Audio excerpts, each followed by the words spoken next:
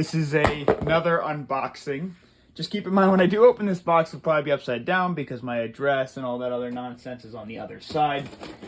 I did not expect this to come in as fast as it did, so that's awesome. No idea it was going to be showing up today.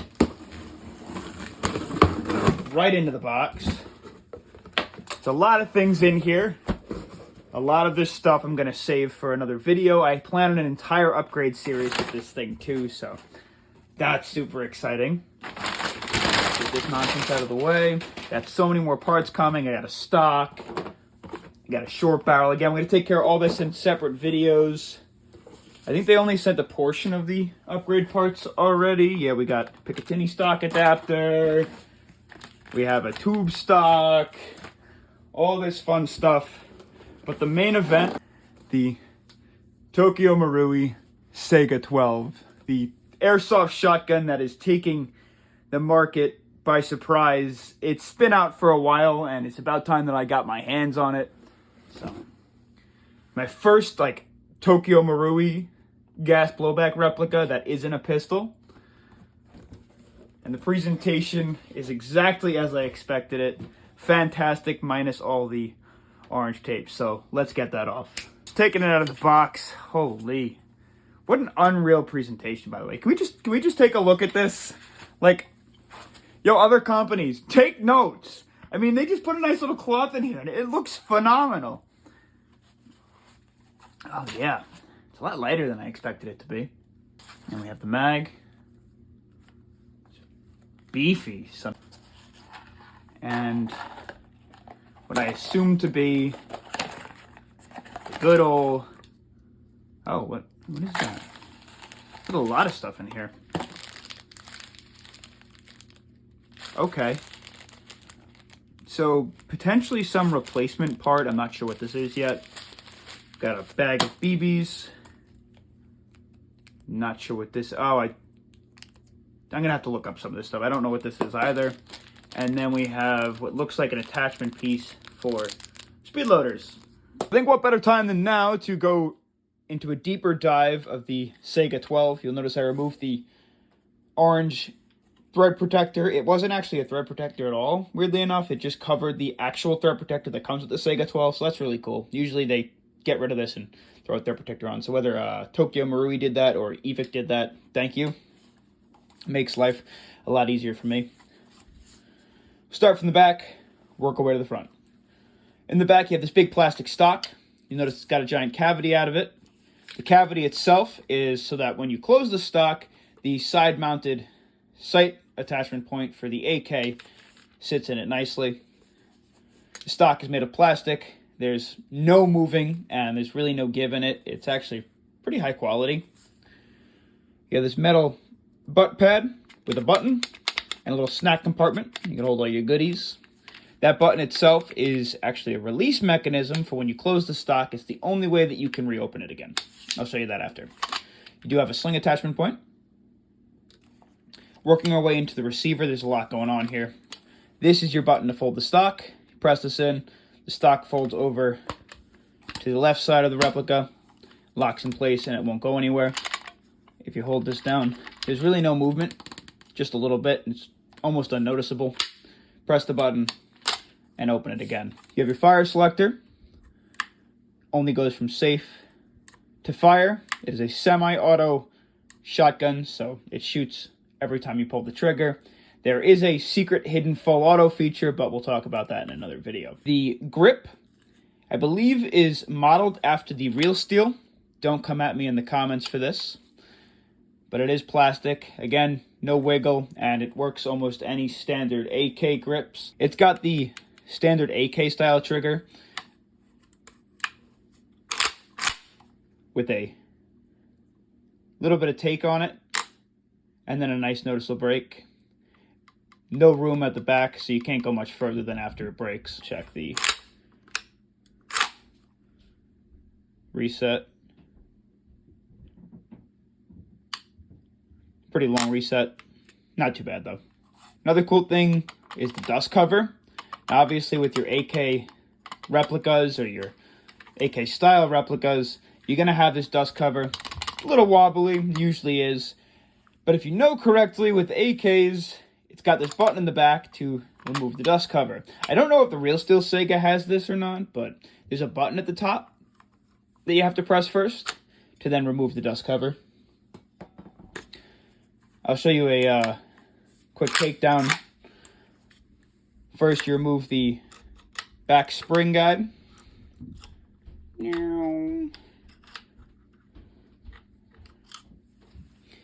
The back spring has its spring guide, and even a little spring buffer. Just shot out.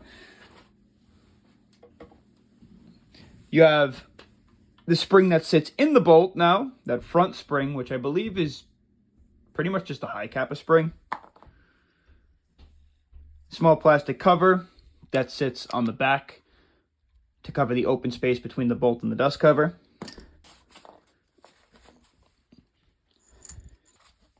My first time taking one of these down, so yeah, we gotta put that in first. And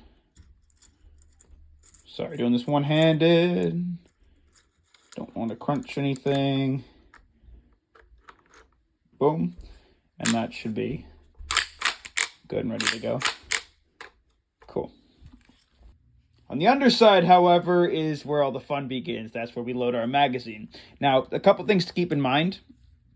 For some reason, this guy wants an aggressive angle in order to insert the mags. If you don't insert it at such an aggressive angle, I've heard a bunch of people have busted the feed lips, so just be careful there. It's also super tight out of the box, which I guess is a good thing, but it does take a decent bit of force to get it to seat in correctly. And then your typical AK rock in and rock out style mag.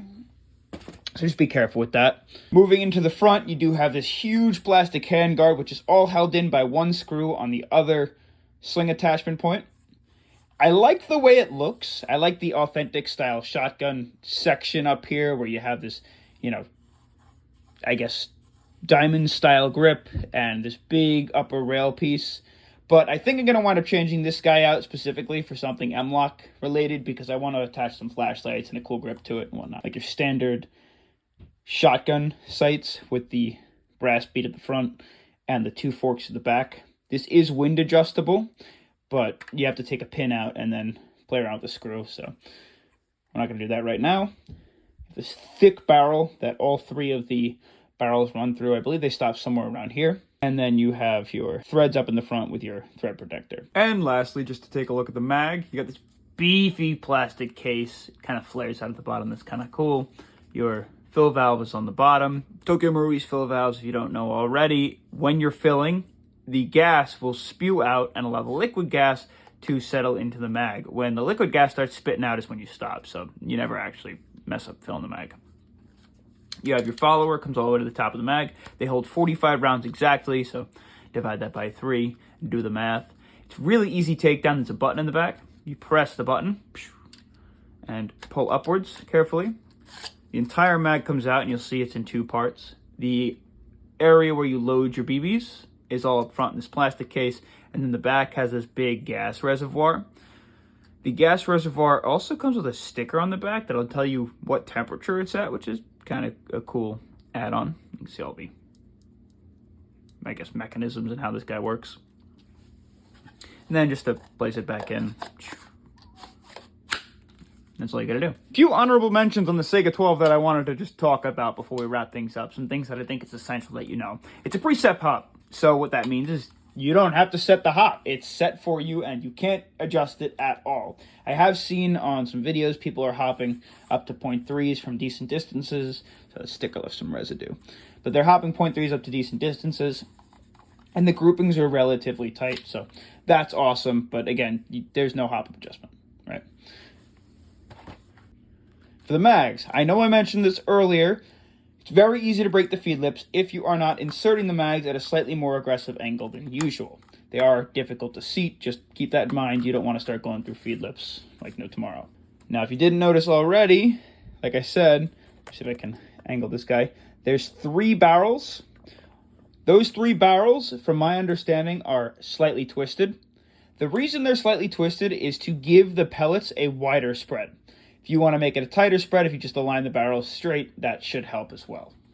I'll do an entire separate video on this at some point. There is also a hidden full auto feature. For whatever reason, if you set the Saiga-12 to, I think, the midpoint, from my understanding, we'll test this out at some point down the road, it will fire in full auto. It's a really cool quirk that's added into the replica. It's not designed to work in full auto, so you could be causing problems by doing so I wouldn't necessarily recommend it.